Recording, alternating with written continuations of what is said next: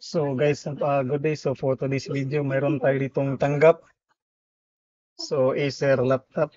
So no power siya na try ko nang sinaksak. So wala talaga siyang voltage. So no 19 volts sa kanyang power rail.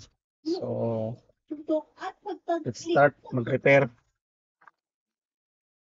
So try natin isaksak yung charger.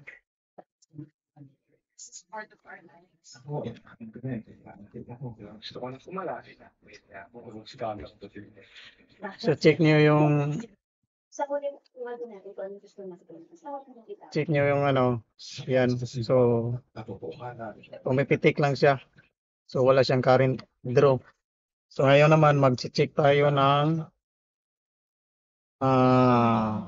mga voltage. So tingnan natin kung check natin kung mayroon ba siyang 19 volts sa power supply.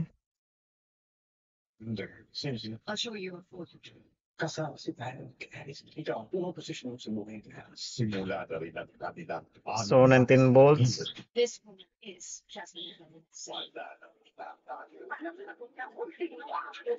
And ground tayo din 19 volts. So meron tayong 19 volts. Next is dito naman sa kanyang power rail. So walang voltahe sa first MOSFET. So sa first MOSFET walang voltahe. Then check natin yung gate ng first MOSFET. So dapat meron tong 6 volts o 25 volts. So wala siyang 25 volts. So check natin yung mga coil. So sa GPU wala. Sa GPU pa rin wala. Tapos check natin dito sa memory. So walang voltahe. Dito naman wala. So dito wala.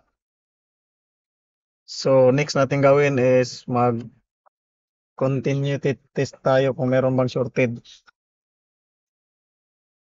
So yung i-check natin is yung mga coil. So try natin yung continuity kung may tunog ba. So merong beeping sound. So check natin. So tanggalin muna natin tong battery. Isang napansin ko dapat may charging pero walang charging. Ayan. So nasaksak na yung battery. Then try nating magsaksak ng charger. So dapat may current draw na mga 1 ampere yan.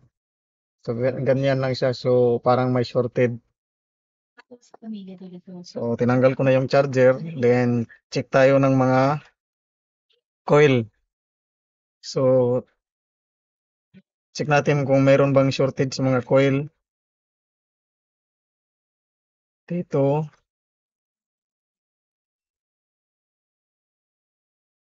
So walang shorted dito. Walang shorted dito. Walang shorted. Then check natin dito. Walang shorted dito. Wala. 37 ohms lang. So dito wala. So walang shorted. So anong next nating tingnan? So magche-check tayo ng charging IC, yung BQ. So yun yung i-check natin, yung BQ chip. So saan ba yung BQ chip dito? So check natin kung saan ang BQ chip. So BQ chip wala dito. Wala dito. Check muna natin to dito sa microscope.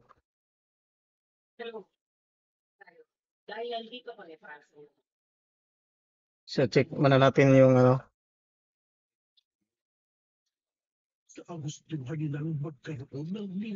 Wala bang mga sunog sa board? Nandito yung BQ chip. So parang may mga watermarks. So check natin yan. So BQ247. So check natin sa diagram yung BQ247 kung saan yung AC detect niya. AC detect at saka yung rig in. So ito yung BQ24781. So unang-una hanapin natin yung AC detect. So yung AC detect dapat meron yang 6 volts. Ito, din yung rig in dapat meron yang 2.5 volts. So rig in ito number 24. So hanapin natin yung number 24. And so 24. So ilang pins to? Siya naman ang hiling ng mga kaanak ng biktima, lalo na sa ulila niya ang 7 anak. Dalawa sa mga ito, ang mga So 1, 2, 3, 4, 5, 6, 7, 14, 15, 16, 17, 18, 19, 20, 21, 22, 23, 24. panghihilak So dapat meron tong 25 volts. So check natin kung meron ba siyang 25 volts. Ay, 25 volts. 2.5 volts. So ground tayo. Then dito, 6 volts. Tama, baliktad. So meron siyang 6 volts. So check natin yung AC detect. So yung AC detect number 6. So ito, dapat meron tong 2.5 volts o pataas. So yan. So tama, meron siyang 2.5 volts. So ngayon na lang ang hahanapin natin is yung BCC. So yung BCC is yung number 29. So number 29. So yung BCC is I28. So yun yung supply. So supply 14, ito 28. So check natin to kung meron ba tong 19 volts. si Joey. So ito ay may balikan. Ngayon, hindi naman kaya. So merong 19 volts. Medyo ano, So ibig sabihin okay ang malaking bagay ito mga balikan. charging pero ayaw siya mag-charge. So ibig sabihin Very touched. Every time ako nang pupunta sa mga care or mga Pilipinas, they always thank you. may problema siya sa Kwento mo ang buhay namin dito sa Calgary. doon sa EC chip. So sa communication sa EC chip. So check natin yung ito baka may shorted yung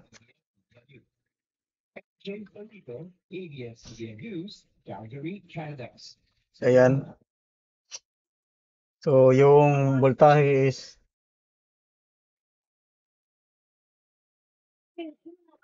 Sa pag-agit ng Emperor. Abangan ang iba pang mga balita sa pagbabalik. so yung voltahe yung voltahe ayan pag sinaksak ko yung ano ayan. So ayaw magtuloy. So try natin i-plug yung charger. Then saksak natin yung so wala. So ngayon naman is ang gagawin natin is i-try nating supplyan ng 19 volts yung mismong 19 volts. So kung meron ba siyang shorted. So try natin siyang supplyan pero check ko muna kung wala bang shorted sa power rail. So,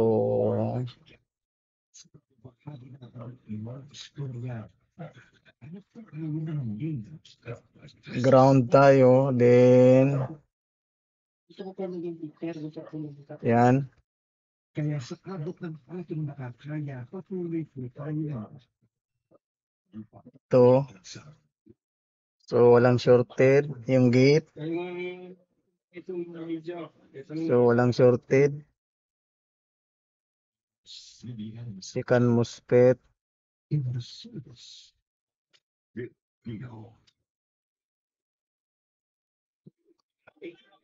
So, walang shorted. So, try nating supplyan ng 19 volts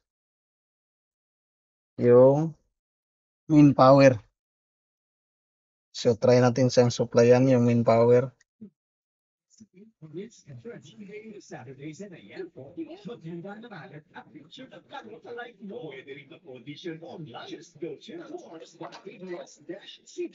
So, ito, try natin siyang supplyan. So, kung magpa-power ba.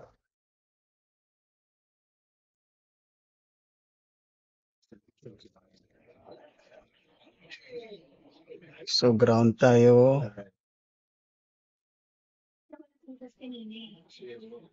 Ano yung saan tayo mag-ground? So, dito na lang. Then, 19 volts.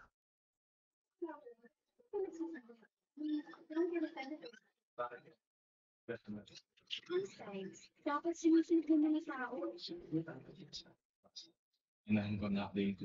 So, check natin i-direct.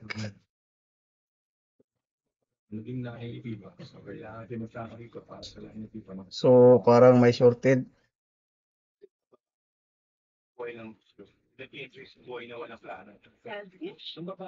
Hindi ginagawang katindor. Hindi mga magaan. So, walang current draw. So, check muna natin yung ampere kahit mga 2 ampere lang. So, tama yan, mga 2 amperes. So, balik tayo, 19 volts.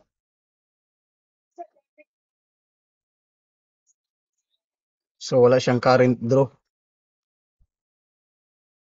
Check natin ni ground. Dito tayo, direct tayo, 19 volts.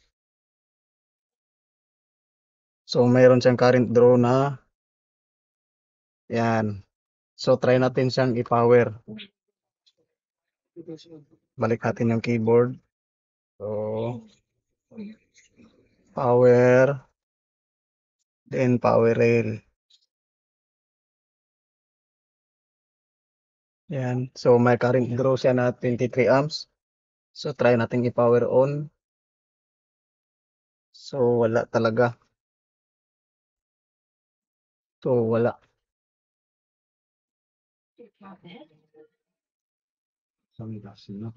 Walang response yung keyboard. So, probably easy chip ang may problema. Kasi dapat may response yan. So, next natin i-check. So, try natin i-remove yung BIOS. Yan. Tapos, i-reset natin.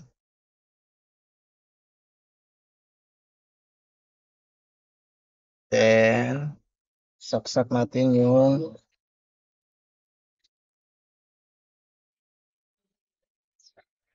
yan. So, gusto niyang mag-power o gusto niyang mag-power pero hindi siya makaboot up. So, may shorted. So, try natin tanggalin yung keyboard. Then, mag-voltage check muna tayo. Check natin yung voltage ng keyboard kung meron bang 3 volts. So, meron 2 volts. Ito. So, try natin siyang i-power. Gamit yung manual. Tanggalin natin yung battery.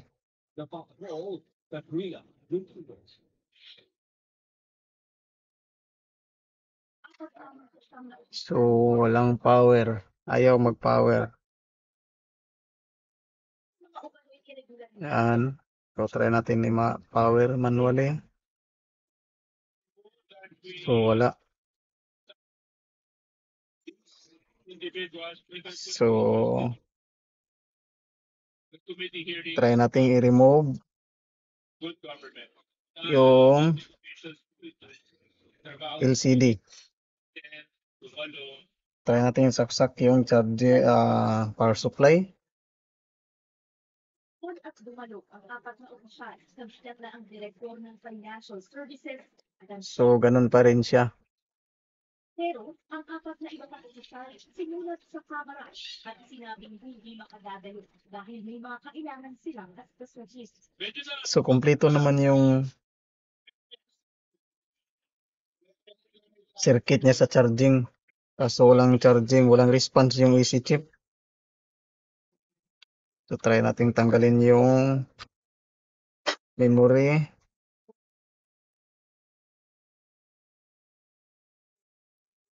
So, wala talaga. So, ang EC chip ang may problema.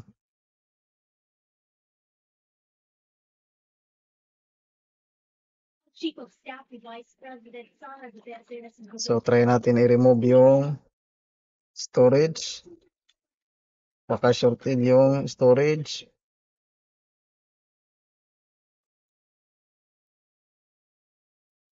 So, try natin ulit i-power yung saksak yung supply. So, wala talaga. So, may problema talaga sa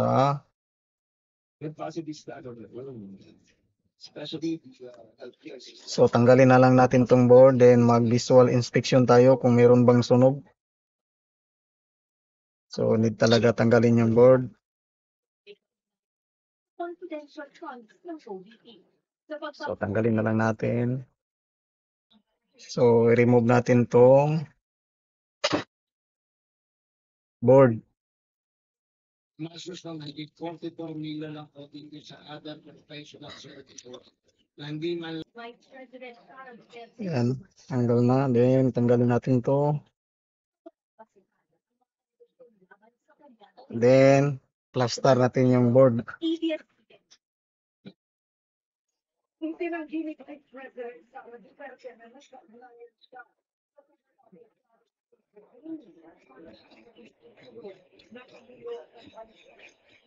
So, ito na yung board.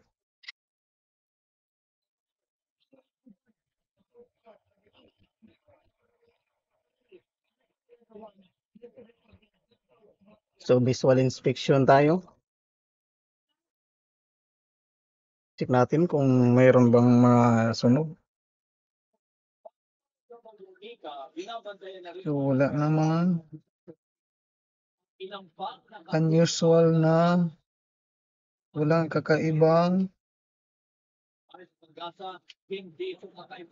So, parang dumaan na to sa repair, oh. Yan.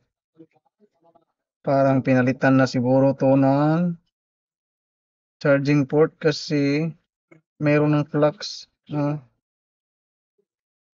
Or tinry nilang i-repair. Pero ang problema is nasa EC chip communication. So,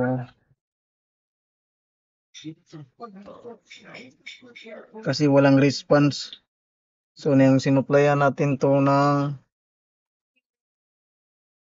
ito, sinuplayan natin siya ng ito, 19 volts. Or, at ito, yan. So, wala pa rin siyang power. Then, may current draw siya na 200 milliamps. Saan galing yung 200 milliamps? Dapat 100 milliamps lang. So, yan yung hahanapin natin. Kung anong kumain na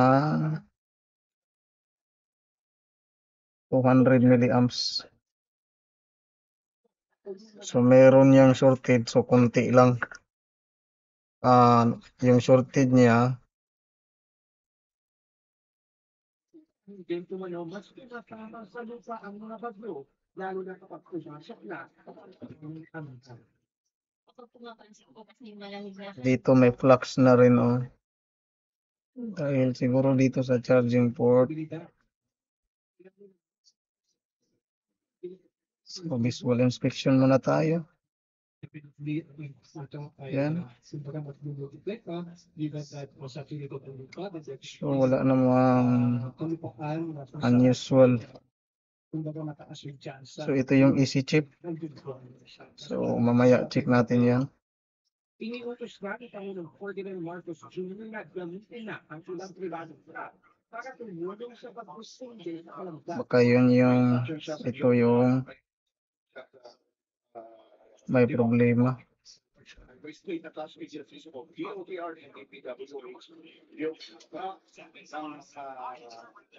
Kasi pati charging niya wala. So, dapat may charging.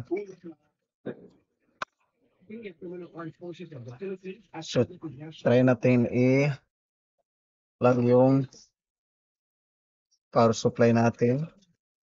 So, mayroon bang voltahe dito? Check natin.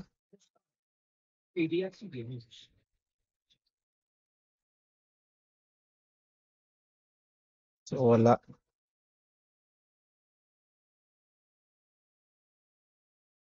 Tapos sa pagkasenador sa halalan 2025, ang idinidala ng Commission on So, try nating supplyan yung 19 volts. So, hanap tayo ng 19 volts. Then, maghahanap tayo dito ng 19 volts. So, continuity test tayo. Ayan. So, hindi yan 19 volts. Ito. Hindi rin.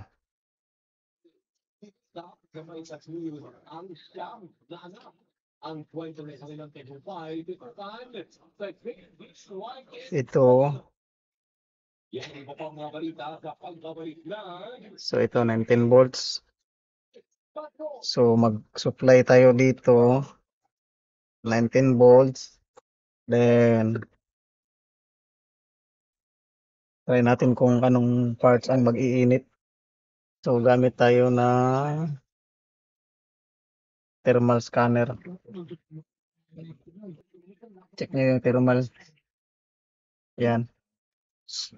Check nyo yung EC chip. So, ito yung EC chip. Ito. Then, dito rin may nag-iinit. Siguro kasi may supply. Pero, tingnan nyo yung EC chip. Pulsing light siya. So, yan. Yan. Yan, parang nagdi-disco. Yan, pulsing light. So, yan yung problema. So, yan yung kumain ng 23 amps. So, check natin kung shorted ba siya. So, check muna natin to kung may shorted bang capacitor dito. Pero yung chip ang nag-iinit. Sa continuity tayo. So, walang short. Wala. So, ground tayo. Wala. Walang short. Wala.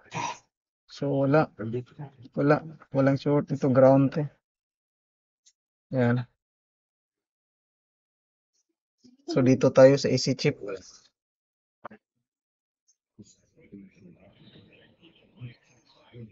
So, check natin yung mga kapasitor. So, wala.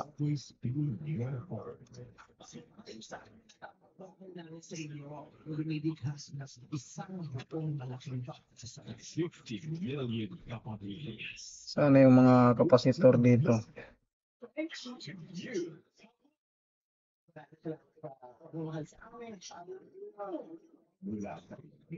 ABS-CBN Entertainment YouTube channel.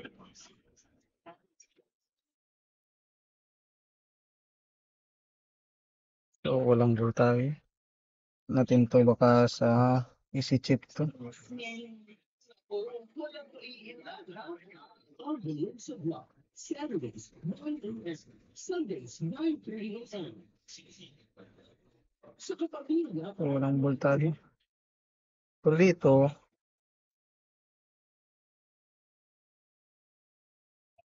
merong 19 volts.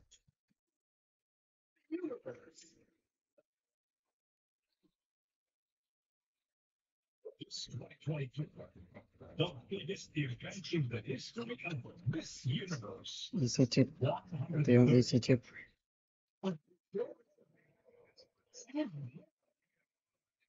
This is So, ayaw talaga siya mag-boot up. November 17th. May shorted. So, yung easy chip, nagda-dancing light siya. So, pag ganito, walang charging. Tapos, complete naman yung circuit sa charging. Complete yung 6 volts. Yun lang talaga yung apat. Yung ground, easy detect, rig in, at saka yung BCC. So, merong 19 volts, merong 6 volts, merong 2.5 volts. Pero walang charging na nangyayari. Dahil may kaman yung easy chip na, yung BQ na, so pwede rin natin siya i-power pala. So, hahanapin natin, i-short to ground natin yung data. So, hanapin natin yung data. Tapos, short to ground natin. So, data. So, hanapin natin yung data. Ito, SDA. So, ito yung isi-short to ground natin kung magpa-power ba. Yan, ito. So, number 11. So, number 11.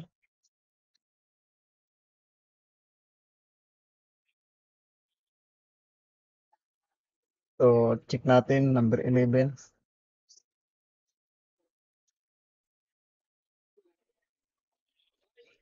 Number 11 ng BQ. So, sana yung BQ. So, ito yung BQ. So, short to ground natin yung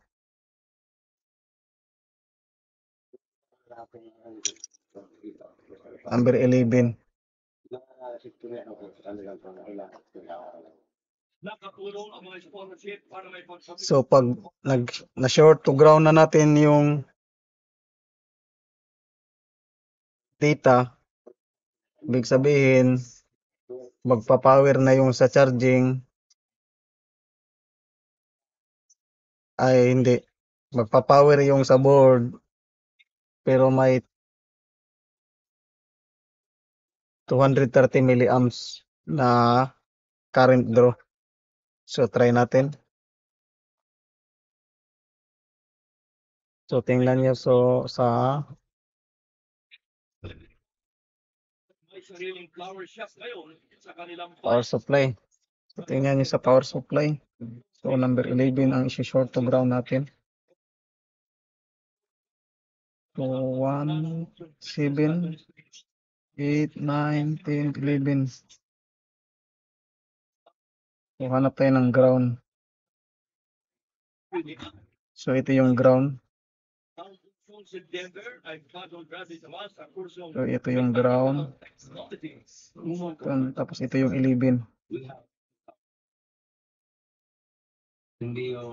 Yan. Tingnan nyo. So, nagpa-power siya. So, nagpa-power.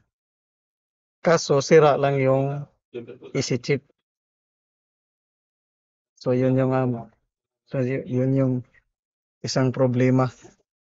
Yan, tingnan nyo I-short to ground ko to.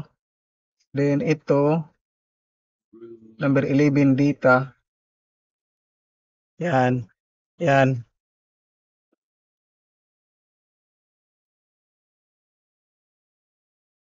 Yan. So, 7, 8, 9, 10, 11. Yan. basta ang buong pamilya ay may Yan. So, talagang short siya. So, dito na naman tayo mag-inject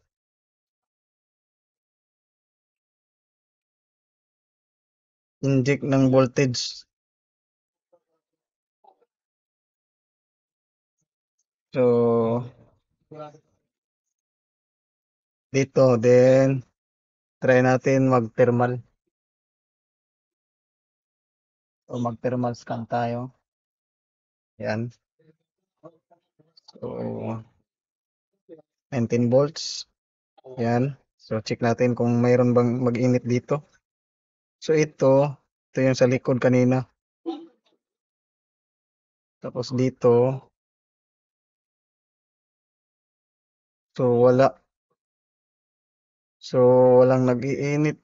Walang nag-iinit dito. Yan. So, dito lang. At saka yung sa EC chip. Sana yung EC chip. So, dito yung EC chip. Yan. Yan dyan. Tsaka ito dito.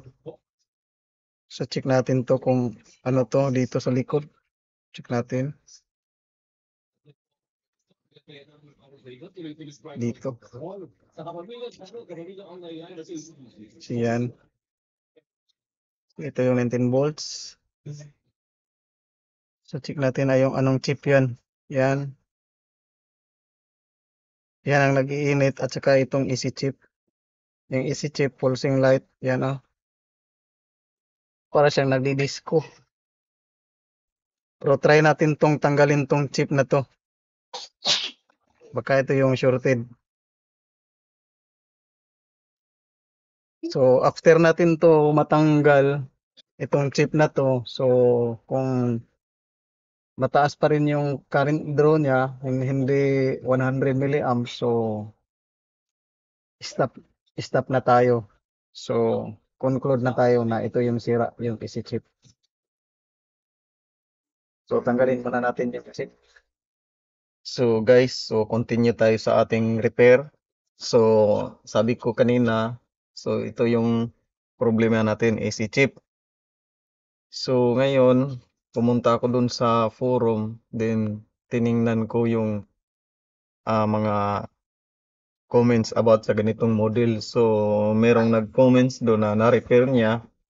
So, dito sa may AC chip na part. So, dito daw, may isang pins na nasira. So, pero pwede siya ma-bypass. Then, working siya na walang problema. Kasi ang nasira lang daw nito yung sa may sensor part. So, kaya ito yung ginawa ko natin. So, itong dalawang resistor at saka isang diode na ginamper ko. Yan. Yan, ginamper ko yan at saka yung dalawang resistor ni hang ko. So, tinest ko yung board. Nag-work siya. So, kaya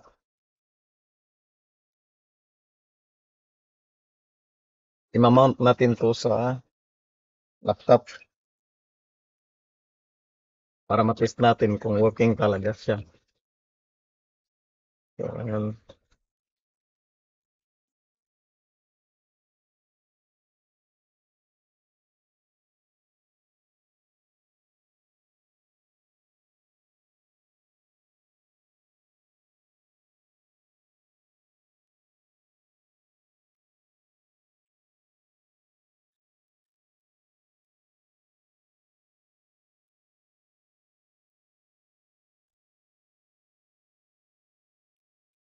Ganyan lang para at least makita natin.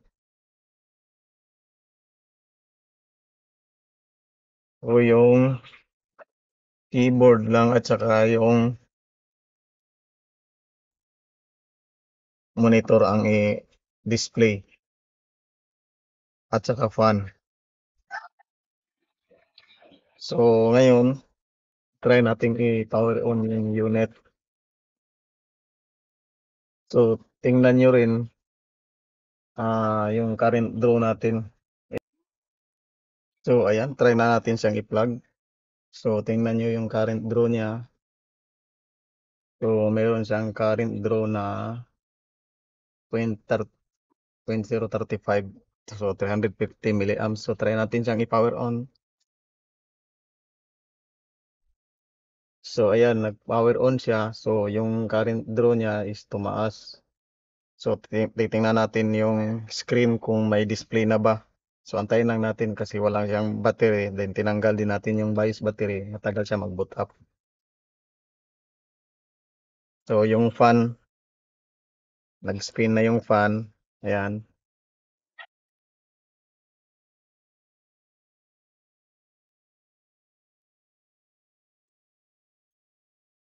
So, check lang natin kung mag-boot up ba siya. So, nag-restart ang unit.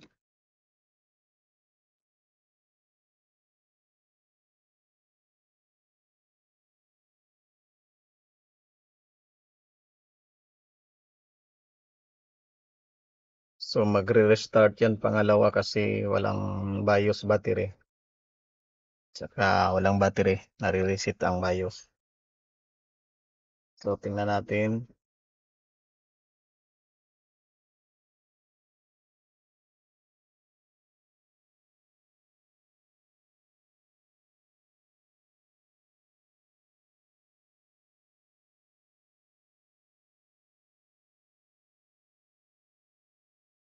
So, yan, ito yung sinabi kong pangalawang restart. So, tingnan nyo sa pangatlo, magdi-display na yan.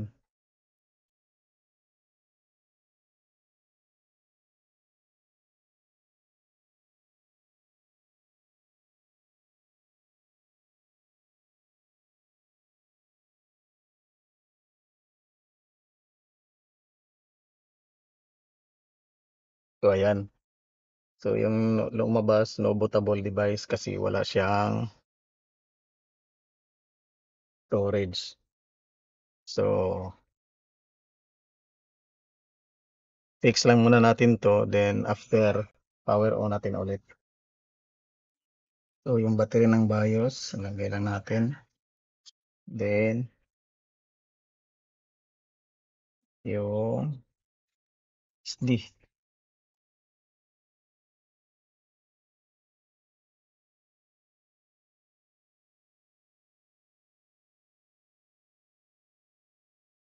Then, itong keyboard. Keyboard. Yung, dito.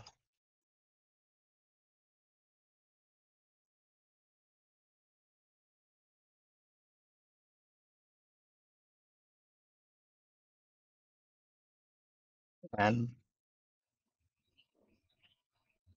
Then, mamaya yung sa hard disk. So, takip lang natin. Battery. Then, takip.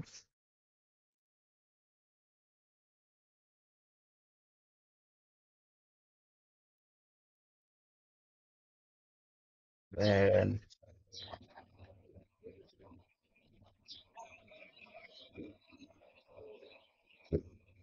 ayan. Ayan, saksak natin yung power supply.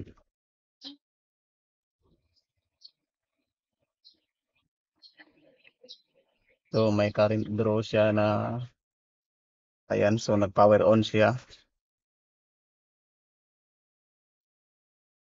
Ay, nag-power on, nag-charging. So, kaya umabot ng 949. So, higit 1 ampere yung current draw na. So, i-power on natin siya. So, ayan. So, tumaas na yung current draw niya kasi nag-power on yung unit. Then,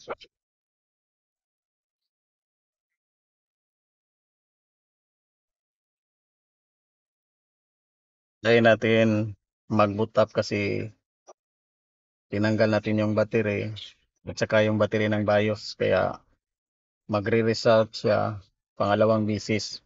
So once na okay na siya, nakabit na natin yung battery at saka normal start na siya. So ayan, nag-restart na siya ulit.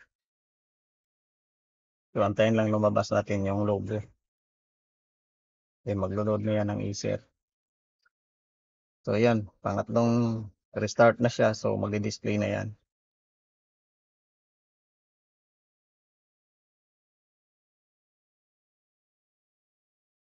So tingnan nyo yung current draw. Ayan.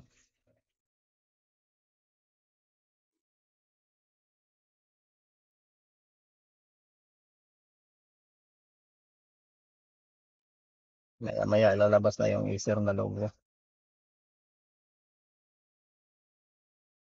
So ayun, lumabas na siya. Please wait. So naglo-loading na.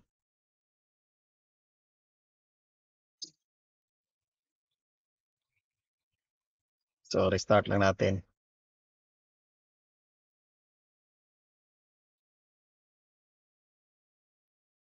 So after nyan mag-start up, so restart lang natin.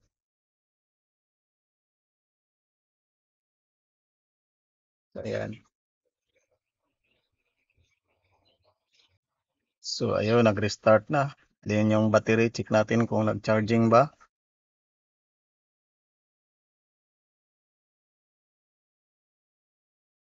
Battery.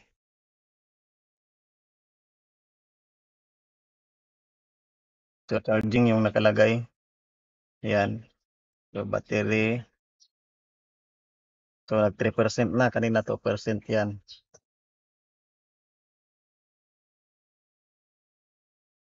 So ito na pala siya. So mayroon na siyang display. Then yung sa battery niya,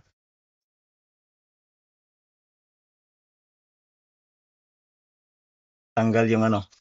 Ayan.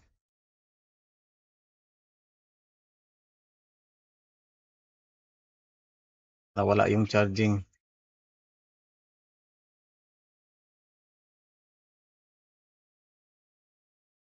Maluwag lang.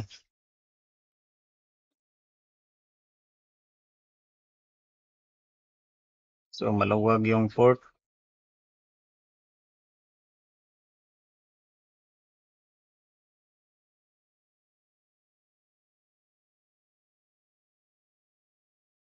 So ayan, charging na siya. Then current draw, charging. So try natin i-restart.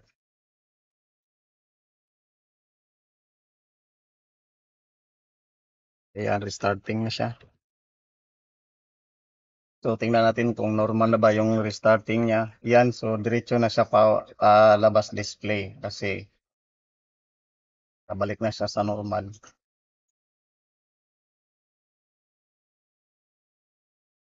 So meron na naman tayong na repair guys. So ito siya Acer. So no power problem. Then na-fix natin yung sa may easy chip. So hanggang dito lang muna tayo. Thank you for watching and have a good day. Bye. At saka don't forget to like and share my page. Thank you. Bye.